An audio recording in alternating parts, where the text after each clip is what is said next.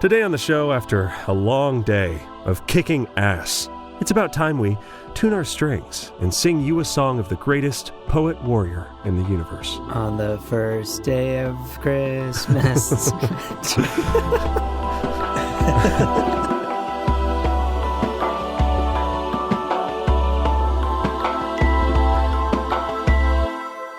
Welcome to Gom Jabbar, your guide to the iconic world of Dune.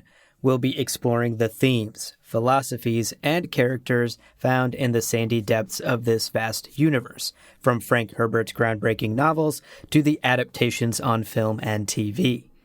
My name's Abu. My name's Leo. And Leo. Yes. Today we're focusing on the character portion of our intro. Yes. We're talking about my boy, Gurney Halleck. What an iconic and amazing character. Such an incredible character. And, mind you, a side character. Yeah. But he deserves his own episode. And we are going to make the case for why today. He deserves his own mini-series. He is an incredible side character, and one who, as you read Dune for the first time, you'll see that he is significant, but I think it's easy to miss the incredible depth to his story and the impact that he really has on the universe and Frank's entry into this world. Yeah, completely. Well, let's get some housekeeping things out of the way. Sure. First and foremost, Leo, we have to do another listener shout out. Yeah. Because today's episode, once again, we've been on this streak of listener suggestion episodes lately. Thanks to Rich Stein for reaching out to us, emailing us, and suggesting a Gurney Halleck deep dive episode. We're doing it today. Thank you so much for emailing us, Rich. We love to hear from our listeners. And don't forget, everyone listening, you can always get in touch with us at gomjabarpodcast@gmail.com. Send us those episode ideas. Just write to us to say hello. Tell us how to pronounce words right. I mean, we love to hear all of it. It's amazing. And another thing to mention at the top here, no spoilers. Mm-hmm. We found a way to focus on Gurney Halleck, to talk about Gurney Halleck, without diving into the actual pages of Dune. We are going to be focusing on his life up until those first pages, so that, again, just like when we focused on the technology of Dune or the weapons of Dune, these are things, Gurney is someone you're going to be seeing, and hopefully, if you are about to go into your first reading of Dune, you will have a better appreciation right from the start of who he is, so you can enjoy the story even better. Mm-hmm. And if you are a long-term Dune fan, I am thrilled to bring you a little bit of his history that even I didn't know, despite my obsession with all of this material. Yeah, totally. I think today's episode is going to be of value to newcomers to the Dune universe, but also to people who have read the books time and time again. Today's the origin story of Gurney Halleck. I mean, he's one of the main supporting characters in the story, right? It's important to understand who he is and where he comes from. Right. He is literally Paul's mentor, one of his closest friends, and plays a very active role in shaping who Paul becomes from a very early age. And we'll get into that a little later on. But it's just really important to understand when we come across this character in the upcoming movie, or if you come across him in the books won't give you his backstory. He will just already be there in Paul's life. Today, Leo and I are going to fill in that backstory for you so that you go into it with a greater appreciation for everything Gurney Halleck stands for. Like any young man, we meet Paul on the first page of Dune, and he's 15, right? 14, 15? Yeah. We all had mentors and friends and really, kind of like father figures, especially you imagine a 15-year-old son of a duke. His dad's busy. Right. He's got a planet to run. So who are the guys that kind of play that part of father figure? Well, one of them is Gurney. So I think you're spot on. Plus, in addition to being just a badass and super, super cool, and we're going to talk all about him, he plays a pretty mean balisette, which is basically a lute, or like a banjo. If you know what a lute is, it's basically a lute. Yeah. I mean, one of the greatest swordsmen in the universe, also a soft side. Yeah. You gotta love him. Oh, yeah. So let's get into Gurney. Let's jump right in.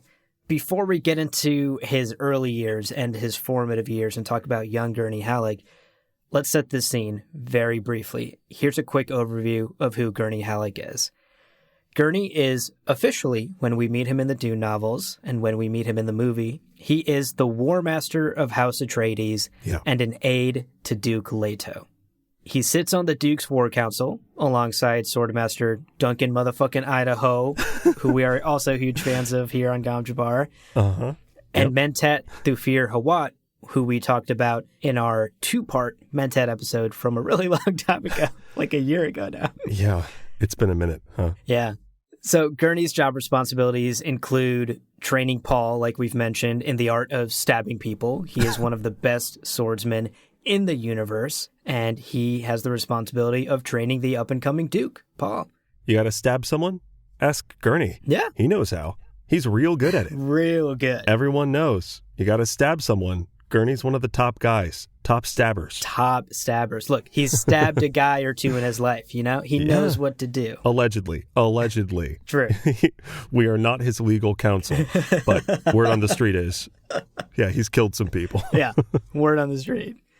Actually, one of my all-time favorite Dune quotes happens really early on in Dune, like within the first couple of pages. Yeah. And it's from our boy Gurney. And I want to quote it here because it's so good. Early on, Paul is complaining to Gurney about how he doesn't want to train, right? Same Paul. Right. I get that vibe. I didn't want to train when I was 15 either. I don't want to train now. Yeah, totally. So Paul's complaining that he's not in the mood for training today, blah, blah, blah. Gurney, I don't want it today. Right. And Gurney's response is this. Right. Quote, "What has mood to do with it? You fight when the necessity arises, no matter the mood. Mood's a thing for cattle or making love or playing the balisette." End quote. Hell yeah. Yeah. By the way, spoken like a man who is well known for playing the balisette. Clearly has some experience with cattle. Definitely. And has plenty of experience with making love. Gurney Halleck fucks. It's confirmed. Canon. It is canon. Yeah, I love that quote. And I think it speaks to the type of person Gurney is, right? Yeah. He is the guy who is willing to put his head down, brace his shoulders, and just get the job done. He's actually described as a pretty ugly dude. he's kind of described as this lump of a man guy. But to be fair, Frank really doesn't dwell on character appearances. You know, he'll touch on it briefly. When researching for this episode, we really had to dig for that description in the book itself. But he does have a scar on his jawline, and we're going to talk about that soon. He's got this sort of ink vine scar that sort of, I kind of always pictured it like a lightning strike, you know? Yeah. And which he got from the Harkonnens, so we'll talk about that in a bit. But if you need a mental picture, just so you know how he's been sort of portrayed in the past, who played him in the 1984 David Lynch film? Patrick Stewart, baby. Captain, my captain. Captain, my captain. That was such a fun casting. Yeah. Arguably a highlight of the movie. Also another man who canonically and confirmed fucks. For forever. I mean, he's not stopping. Guy's old. Still at it. It's pretty impressive. In the Sci-Fi Channel miniseries in the 2001, the one that was a little bit later, he's played by P.H. Moriarty, which I don't know who that is, but... Yeah, I'm not familiar. If you do, that's who it was. And I think this is perfect. And I think by the end of this episode, you'll agree that this is perfect. Yeah. Ignoring the ugly part, because this guy's handsome. In the upcoming Denis Villeneuve film, he's going to be played by Josh Brolin. Josh Brolin. A.K.A. Thanos. Thanos himself, yeah. Also the guy with the silver arm in one of those action movies. Didn't he play like an assassin someone? Yeah, in Deadpool, he played Cable. Cable. Yeah, that's right. You know, when I heard this, I thought perfect. Yeah. 100% perfect. Yeah. I think maybe the rest of this episode is just going to be trying to convince you that Josh Brolin is the best casting. Truly. And look, we've already seen what he looks like as Gurney in the trailer. Yeah. We get multiple shots of Josh Brolin as Gurney Halleck. In fact, we get a shot of him training with Paul. Right. In a really cool sequence where I hope we also get that quote about mood and cattles and love-making, baby. My favorite quote. I mean, to be fair, it's my favorite quote that includes all of making music, making love, and herding cattle. So it's that intersection of all my interests. He's ready to write some country music. Let's just be clear. All right, Leo. So that sets the stage of who Gurney is and potentially what he may or may not look like. But we should talk about his origin story and where he started his life and how he got to the point of looking like Josh Brolin. I mean, you got to go through some shit. So before we jump into it, one small caveat that we do have to address is how we sourced the research for today's episode, because there are some competing sources on what is and is not canon. Yes. We on this podcast are going to use Frank's own novels and the Dune Encyclopedia as our primary sources for today's discussion about Gurney and his past. Yeah. We realize that Brian Herbert in his prequel novels and expanded lore novels has changed the origin story of Gurney Halleck, but we are going to be ignoring that for the most part today. And that having been said, let's finally talk about Gurney and his origin story. Right. So little baby Gurney Halleck was born in 10,135 AG after Guild. This is 5 years before Paul's father is born. Mm-hmm. And I say this because early on we mentioned he kind of, in Paul's early years, he kind of acts as a father figure. It is worth knowing that as we meet Oscar Isaac with his incredible beard, he and Gurney are about the same age. Just wanted to put that out there for strengthening your understanding of this kind of timeline. Right. Touching back on what these years mean and where we are in relationship. We're just shy of 60 years before the first pages of Dune is when Gurney is born. Correct. And he was the eldest son of his father, August Halleck, and his mother, Oltora Halleck. Right. And the Hallecks were a minor house on the planet Chusuk. So remember from our Factions of Dune episode, there are major houses who are the primary sort of stakeholders in the Empire. And then there are the minor houses below them that usually serve these major houses. Yep. Now, 60 years before the pages of Dune, the Hallecks, the Halleck family, ran a small business making and selling musical instruments of the highest quality. Hell yeah. This is very on brand. Good for them. Yeah. They're running that guitar shop in town. That's so cool. Yeah. I love this detail. Talk about world building to have instrument shops and, culture and art. Yeah. And I love that this is his family business, is making balisets and a couple of other instruments, right? Mm-hmm. Balisets, salishores, and lyre flutes. That sounds right. Yeah, some kind of flute, It's kind of cool. Yeah, if you know how to say that, email us. Right. Please help us. So who is in Gurney's family? Who is in the Halleck clan at the moment? Well, it's obviously his mother and father, Gurney himself. Right. And then he has two other siblings, a brother named Kyle. Okay. Kyle, yeah, I know. And then a younger sister named Annette. I've had friends talk about, as they get into Dune, the incredible names, how many cool names there are. Yeah. And then main character's Paul and his mother's Jessica. Right.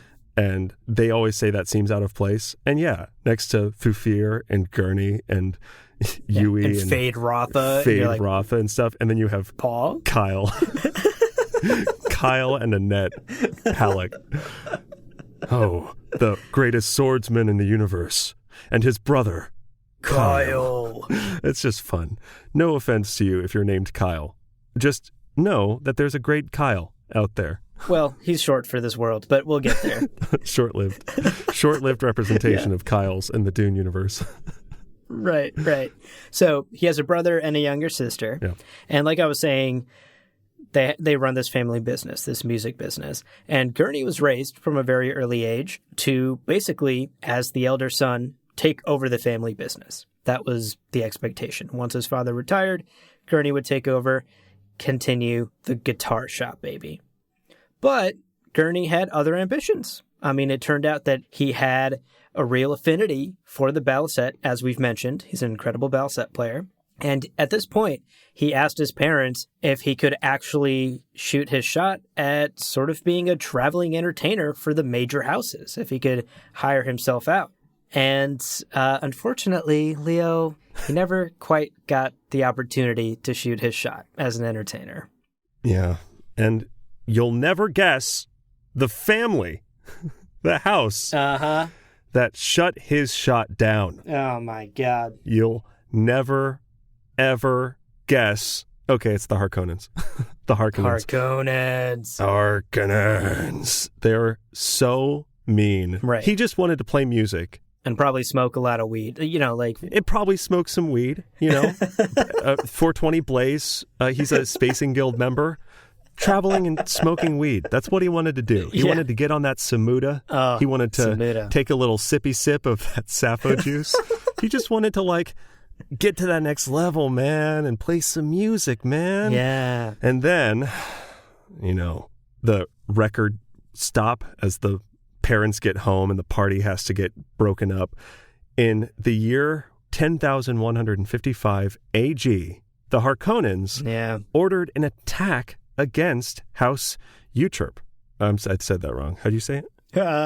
House Uterpe? House Uterp.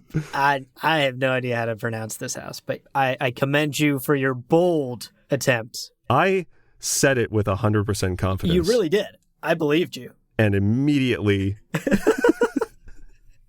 Damn. Okay. Well, yeah, House Uterp. Uterp.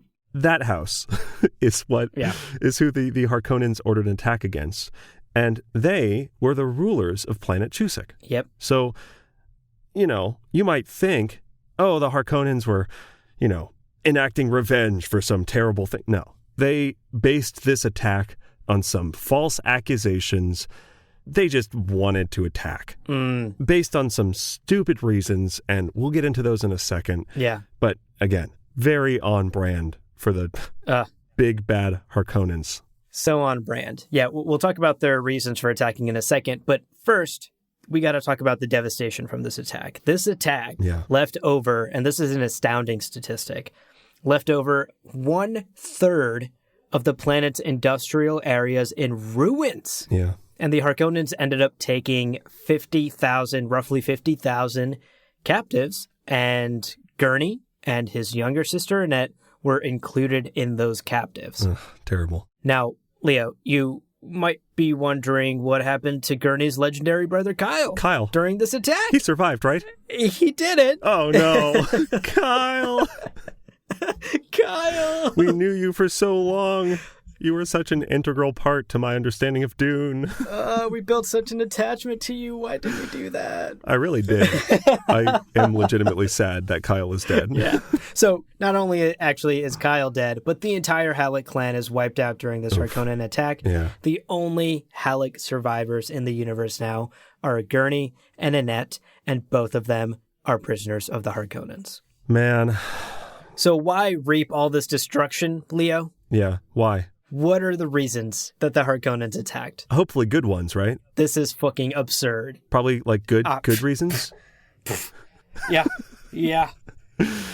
Yeah. No, they're bad reasons. This is just terrible. Reason number 1. House Uterp was an Atreides ally. So an attack against Uterp was a proxy attack against the Atreides. You know, you're friends with the wrong people, so I'm going to beat you up and stuff you into a locker. By the way, partially because you can't beat House Atreides. House Atreides is that buff, awesome, popular kid over there. Yeah. And you're like, I can't beat him in a fight. With a heart of gold. Heart of gold. Everyone's friends with him.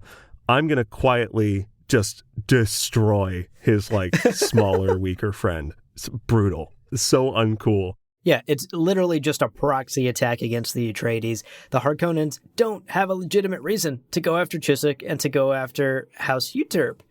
It's just a way to poke and prod and annoy the Atreides. Right. Secondarily, there's actually an even grosser reason, false reason for this attack. And it's because the planet and House Uterp is relatively weak and the planet itself is relatively undefended, that the Duke Vladimir Harkonnen, who at this point is the leader of the Harkonnens, chooses it as a good place to sort of test out his new up-and-coming nephew, Glossu Beast Raban. Ever heard of him? Ever heard of him. Everyone calls him Beast Raban. Right. And I have learned his name is Glossu like 7 times. Right. And I can never remember it. And I keep forgetting it. I just think of him as Beast Raban. Yeah. It's unfortunate, but he earns the name. Right. He really earns the name. Right. And the Duke decides, hey, I got this young nephew who needs some military training. Let's send him over to Chiswick to just wipe out a third of the industrial areas and take 50,000 captives, because it's going to be an easy victory for my guy. It'll look good on his resume. What an absolutely fucked up reason to wipe out the Halleck clan and to destroy so many people's lives. But that's the Harkonnens for you. Yeah, you're right. This builds up Beast's resume. This makes him, kind of sets him up for maybe future rule of some people. Well, he also gets to decide. You've got these 50,000 captives, approximately. Mm-hmm. Well, let's divide those up. And, of course, Raban's terrible and does this in just the grossest way. The first group of these 50,000 are the strong, healthy men sent to the slave pits on Giddy Prime.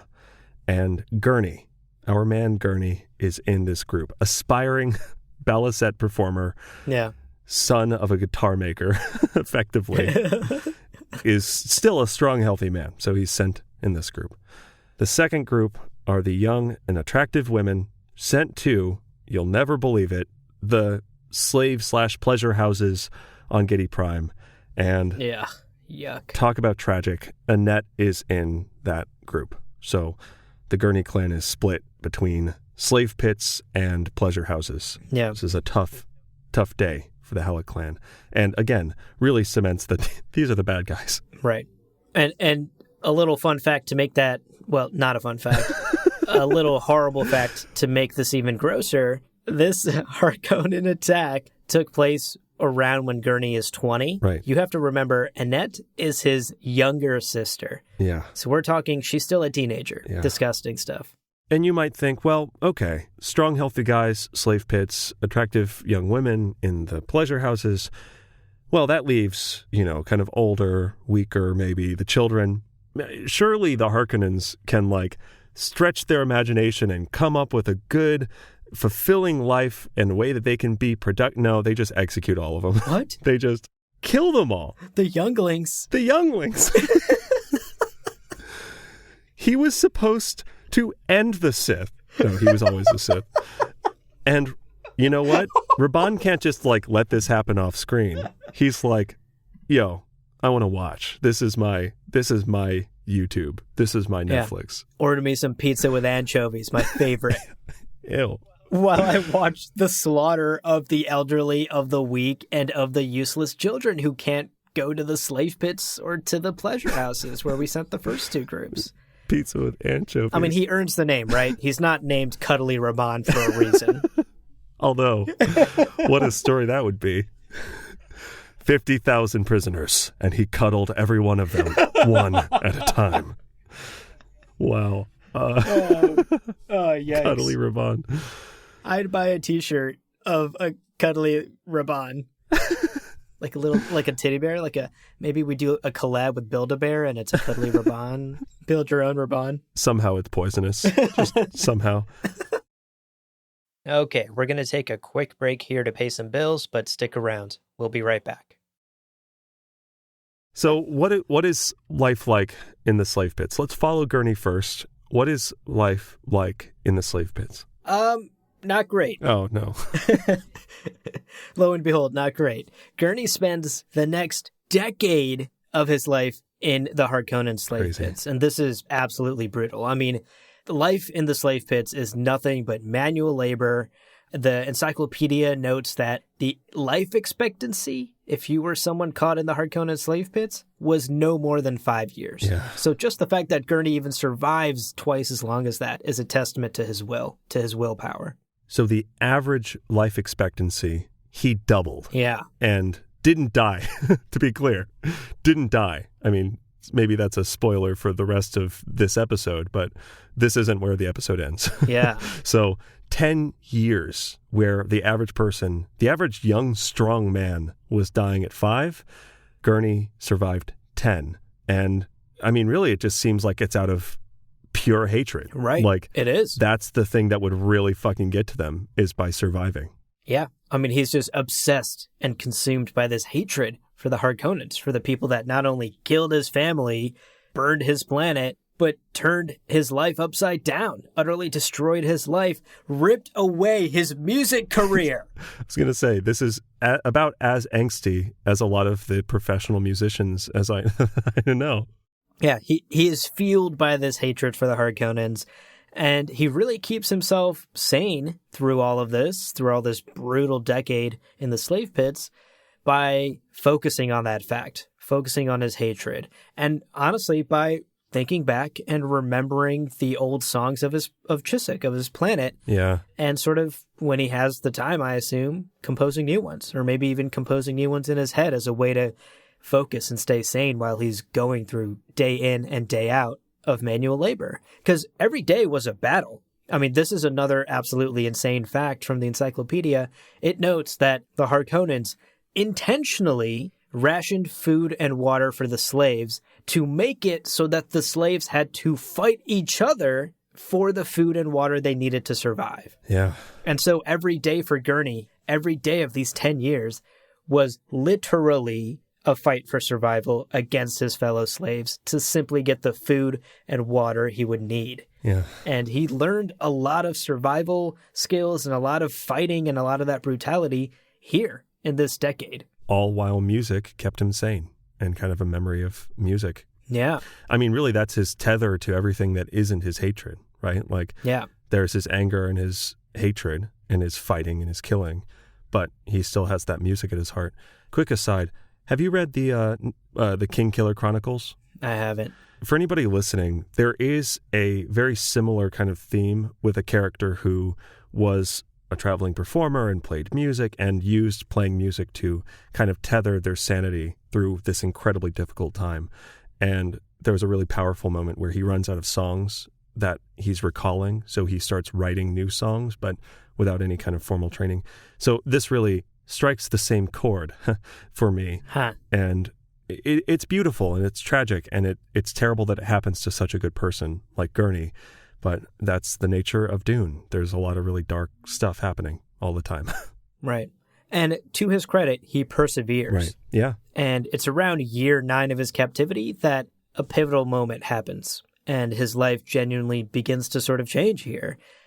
Around year 9, Rabban visits the slave pits. So at this point, Beast Rabban, everyone's calling him Beast by this point. He's earned that title. Yeah. And he is the governor of Arrakis. And he decides to do a little tour of the slave pits as the governor of Arrakis. And when he arrives there, he notices Gurney. Yeah. He sort of recognizes this tenacity and this strong will to survive in Gurney, because 9 years later, after this attack, after Gurney and his sister Annette are taken prisoner, yeah, Gurney is the only Chiswick survivor to still be alive in these slave pits. Yeah. Think about that. That's wild. Of 50,000 captives, even if we assume only a third of them were healthy and sent to these slave pits, we're talking thousands of other Chiswick survivors never probably made it past the 5 or 6 year mark. Right. Gurney is still here 9 years later,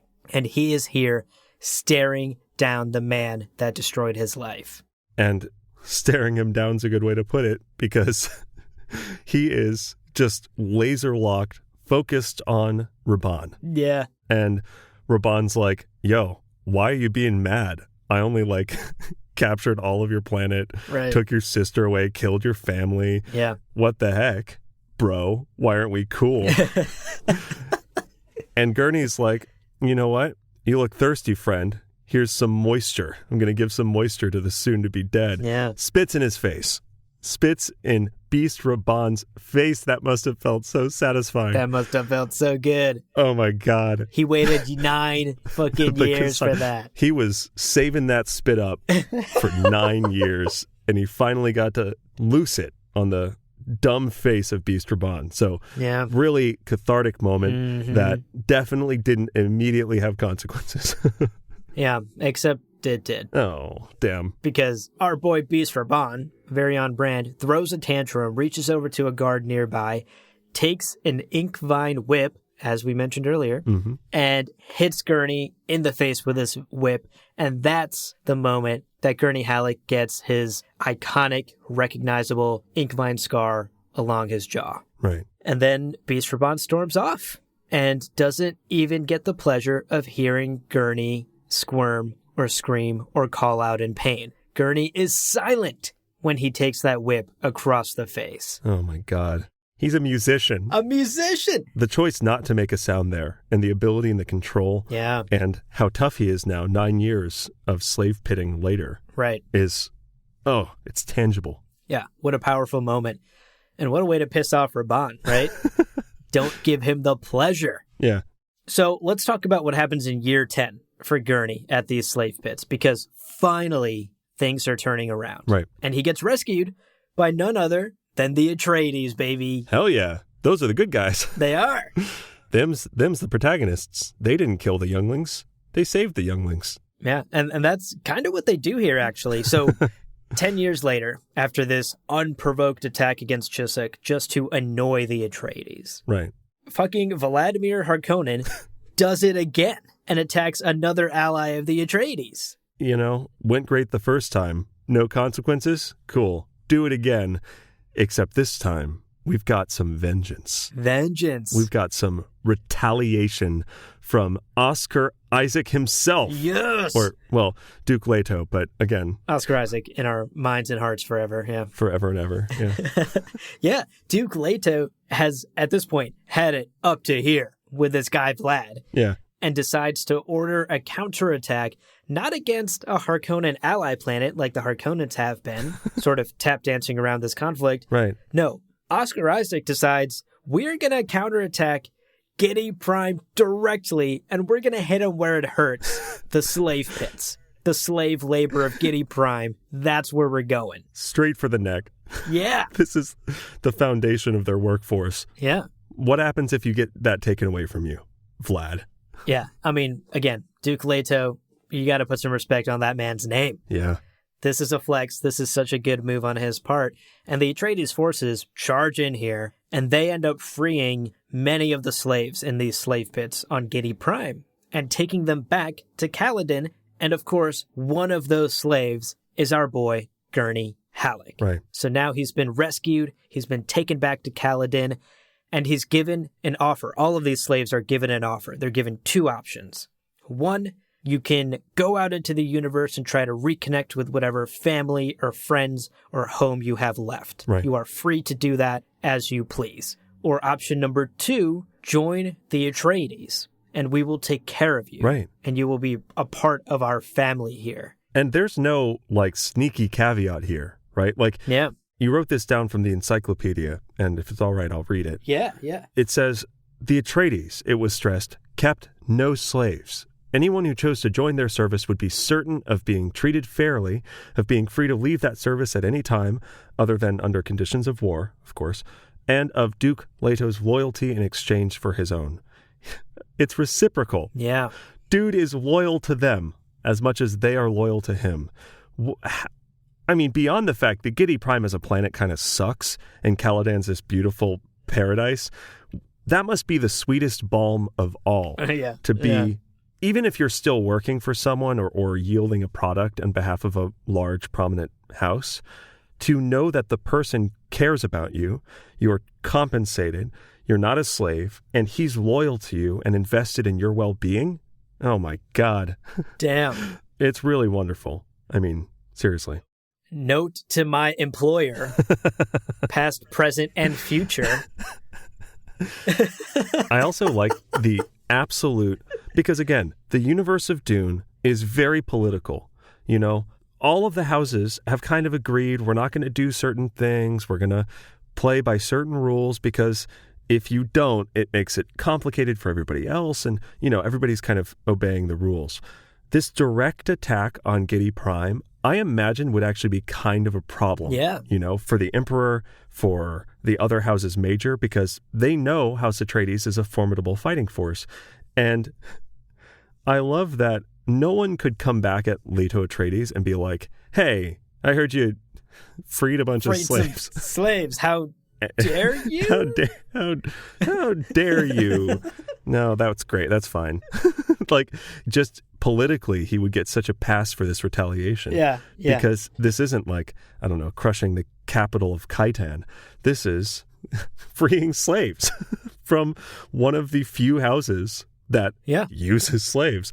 So I do appreciate that is, not only is this indicative of Duke Leto's goodness as a person and the fact that he's willing to fight back if the Harkonnens push it far enough, but I also appreciate that this is politically savvy. Yeah. And still sits within the rules that Dune creates for what sorts of actions houses will take against one another.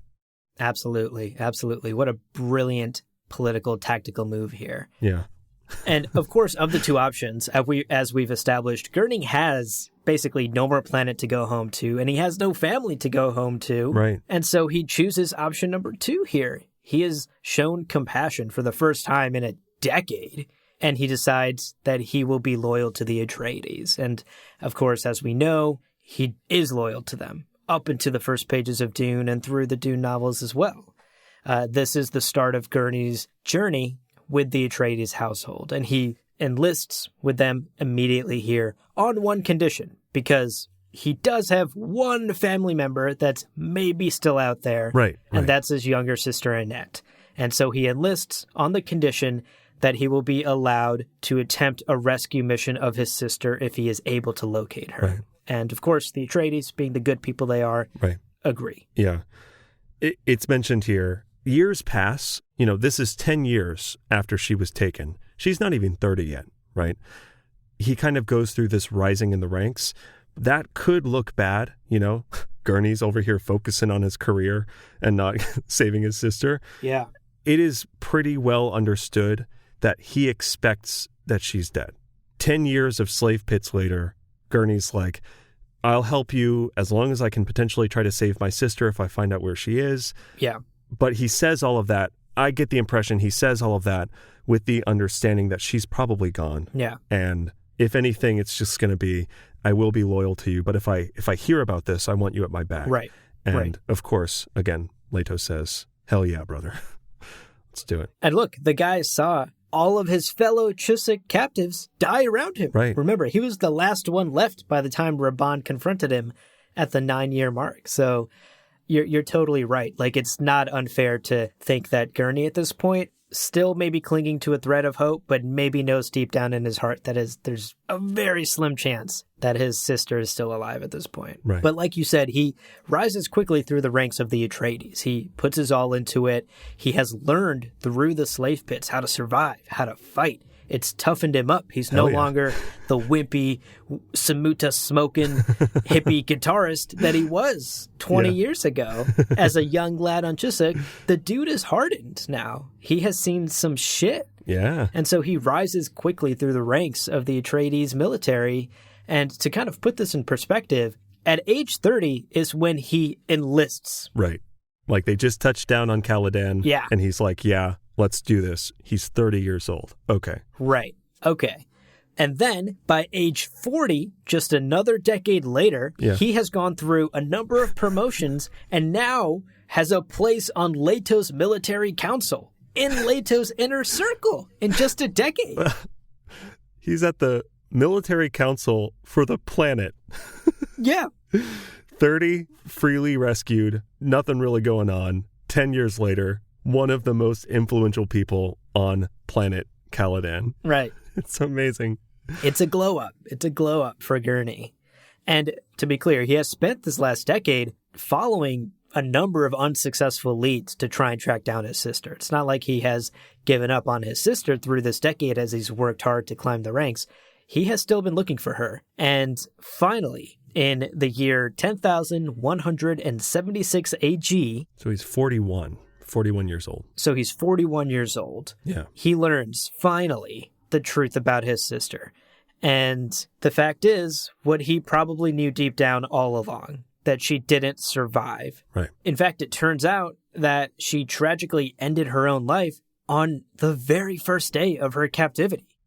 You know, when I read that, it is tragic, no doubt. And even having suspected it for the better part of, 10 years, I'm sure it was still absolutely devastating for Gurney. Gutting, yeah. But I know that the alternative, because the Harkonnens are so awful, and the pleasure houses, again, I'm sure it says somewhere the specifics of what goes on in these sorts of institutions, but a young teenage woman being subjected to that for 10 years, and it's almost like, I don't think the Harkonnens would have let her live anyway. So is it better that she died right away before being, tortured mind, body, and soul by these monsters? Mm-hmm. I don't know. There's no real silver lining here, but yeah. I'm glad that he didn't find her 10 years later. Just broken and a shell of herself. Yeah. Yeah. That would have been a whole nother level of traumatic and heartbreaking. Yeah. I mean, Gurney saw what a decade in the slave pits can do to a person and probably barely made it out himself with his sanity and his mind and his body. Yeah. I think in some way it's safe to assume that it's a comfort to Gurney to know that his sister didn't go through 10 years of what he did. Right. And potentially worse than what he did. And, I'm sure it gutted him to hear the news even this late in his life. Right. But yeah, you're right. It's hard to call it a silver lining. It's hard to argue one way or another. A tragic loss of life is a tragic loss of life, no matter how you split it. Yeah. But I like to think that Gurney finds a little bit of comfort in the fact that his sister didn't suffer long. Right. And by this point, he actually had also returned to playing the balisette. Yeah. And I imagine, remembering the songs of his homeworld and composing new ones was how he clung to sanity in the slave pits. I'm sure that this also, although it must have been so difficult and painful and emotional to get back to playing that music that had been running through his head for 10 years, I'm sure that it also helped him reconnect with a sense of family. Even if they're no longer with him, they are still his foundation as a person. Yeah. And the lessons he learned from his parents and his experience with the instruments and those things make him who he is and could never be taken away from him, no matter the bloodshed and the violence of the Harkonnens. Completely. Beautifully said. Yeah, it's so nice to hear that even this late in life, Gurney returned to his roots, returned to the thing that connected him to his homeworld, to his family, and the thing that he loved since childhood, music. And it's wonderful that he picked that back up again. Also, quick side note, you'll see Gurney play balisette at different times in Dune. I did not know the emotional resonance of this for him. Yeah. And frankly, I'm probably going to almost entirely for this character reread parts of the first book again. Just to think about, he's playing some song, he's talking about a story, and maybe he's singing a song. Yeah. Maybe this was one of the songs, or at least this is the thing that kept him sane and allows him to be this kind of beautiful person. Yeah. It's so keep that in mind. If you see Josh Brolin string up an instrument in the upcoming movie, just know how powerful and beautiful that is. Just by the very nature of him putting his hands on the instrument is already a major victory for Gurney Halleck over House Harkonnen. Yeah, absolutely. So let's wrap up Gurney's life and bring him to the modern day and get ourselves caught up to the first pages of Dune. Gurney, at this point, as we've stated, is extremely loyal to the Atreides and has quickly risen up the ranks in the Atreides military. And really the next notable thing that happens in Gurney's life is that at a particular battle against the Harkonnens, the Battle of Grumman, right, Gurney is really impressed by this new recruit who has just joined the Atreides, named Duncan motherfucking Idaho. You seen him climb rocks? It was a rock climbing excursion. It's really impressive. Really impressive guy. Super impressive. I mean, God. And Gurney is so impressed by a young Duncan Idaho at this battle that he decides to take him on as his protege. And so thanks to Gurney's tutelage, Idaho climbed the ranks of the Atreides military even faster than Gurney did himself. And as we mentioned at the top of the episode, both Gurney and Duncan Idaho are one of Duke Leto's closest aides and sit on his council. And this sort of gives you a sense of their age. Like, Gurney at this point is a veteran of the Atreides, and Duncan was just a young recruit when Gurney took him under his wing. And now even a young Duncan Idaho has climbed to the ranks of his master, and both of them sit as equals on that council. So that speaks to Gurney's ability as a sword master, as a teacher, as a mentor, and that, of course, speaks to Duncan's ability as just a motherfucking badass. Yeah. And, you know, ultimately this brings us to modern day first page of Dune, Gurney Halleck, first page of Dune. Yeah. He's really one of the 3 or 4 characters, and I say characters knowing that this is a book, but I mean really in the universe, in world. He is one of the reasons why House Atreides is as powerful as it is. Mm-hmm. He's one of Duke Leto's most loyal allies and advisors. You know, we mentioned it before, like Duncan Idaho becomes this incredible fighter, but I wanted to throw in here really quick, protege of Gurney Halleck, Duncan Idaho, said about Gurney Halleck, and you wonder, what does a student think of his teacher, right? Yeah. Duncan Idaho said about Gurney Halleck, quote, "He could be killing you while he was singing and never miss a note." Yo. What an incredible, like, that's amazing. So badass. And again, taken from the protege of the man, you know that this has truth to it. Right. Wow. Yeah. I read that and was like, okay, yeah. That's just who he is. That's who Gurney Halleck is. Yeah. An incredible man. And then you imagine young Paul, who is an incredible, brilliant young kid. He is been under this guy who acts as a father figure, who teaches him not only how to fight, how to get that kill that I'm sure, you know, lessons Gurney learned in the slave pits, fighting for that morsel of food, you know, beyond formal dukedom training. Like, he knows how to win a street fight. And Paul learns that from him, but also the nature of poetry and the nature of philosophy. Mm-hmm. And when Gurney speaks, it is more often about when it is appropriate to fight, when it is not appropriate to fight. And what a great person to have in your life as a young man, someone who can teach you that lesson. Yeah. Yeah, look, Gurney Halleck knows 4 things in life. Yeah. He knows how to fight. Yeah. He knows how to play a mean balisette. Incredible. Yeah. He knows how to herd cattle. Hell yeah. And Leo, yep. most importantly, the man knows how to make love, baby. He fucks. He fucks. It's canon. And now you probably get it, right? Like, let's take the book by its word.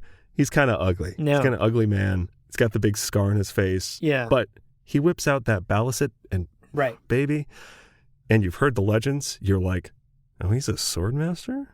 Oh, yeah. He's a weapons master? Don't tell us you wouldn't fuck Gurney Halleck. And if you said you wouldn't, you'd be lying. You'd be lying, sir. Your Honor, I rest my case. So here's a question.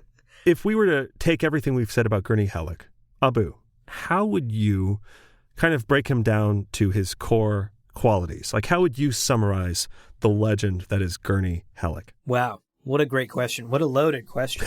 No pressure. Yeah. Yeah. I mean, look, we've just spent over an hour talking about that, but let me see if I can try and get to the core of Gurney. After doing all of this research and learning so much more about him than, quite frankly, the books ever tell you, right? Like, a lot of our source material came from extra research and finding specific quotes and looking through the encyclopedia and learning this broader picture of who Gurney is and where he comes from. Right. I think at his core, Gurney is someone who went through a lot in life, and that molded him for better or worse to become now one of the most legendary fighters and one of the most renowned tacticians and warriors in the galaxy. Right. But at the same time, to me, he's a really tragic figure. He's someone who had a loving family, who had this life and these hopes and these dreams. He wanted to make music. He wanted to be an entertainer. And that was ripped away from him at no fault of his own. Right. Because of the Harkonnens, basically. Fuck them. They ripped this dream away from him. They ripped his life away from him, and they ripped his family away from him. And he survived. Right. So I guess if I were to really try and boil this whole discussion down and try and boil Gurney Halleck down, I would say he's a survivor. Right. He went through hell and back and found a way to make it through with his mind, his body, and his soul, and turned that into something that he could give to the Atreides and give back to the universe and give to Duncan Idaho and Duke Leto and then eventually Paul himself for the better. And I think it takes a certain type of person, a certain type of tenacity, and a certain type of grit to go through something like that and still become a massive positive force in the universe and in people's lives. And I think we have to commend Gurney Halleck for doing just that. Yeah. You said the word survivor, and my first thought was, how adaptable he was. Going from being the son of an instrument maker, an aspiring musician, to a slave pit king lord, to, into military, into like formal, structurized military. Yeah. And then to be successful there and everything he does. But there's also this unyielding quality of him and what he believes is right and just and fair, that although it is hatred and this kind of very dark anger, he has opportunities to show that anger in the journey of Dune, and they are moments that remind us of the darkness in him, but he never compromises what he believes is right. And it's really just the stars aligning that put him at Duke Leto's side, because they're just such a powerful combination. Yeah. The only other thing that I would add to that is that even without all this research, if you had asked me to summarize who, because you did a lot of the research for this episode, and going into it, I was trying to think of how I would summarize Gurney without thinking about a lot of those kind of specific details. He really is a poet warrior. Yeah.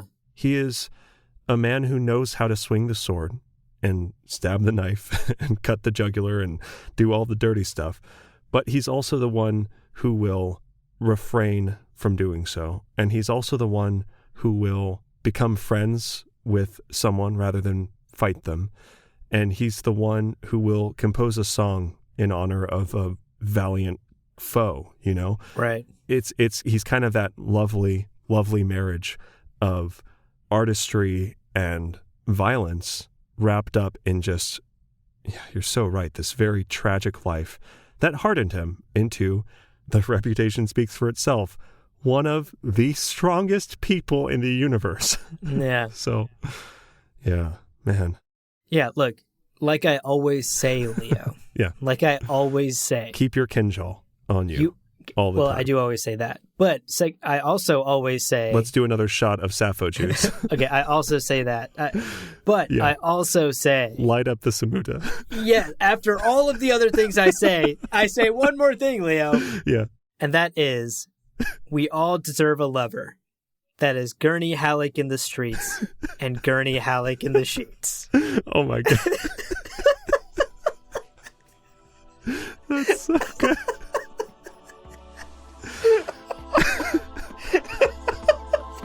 Gurney Halleck in the streets. Gurney Halleck in the sheets. Yeah, that's merch.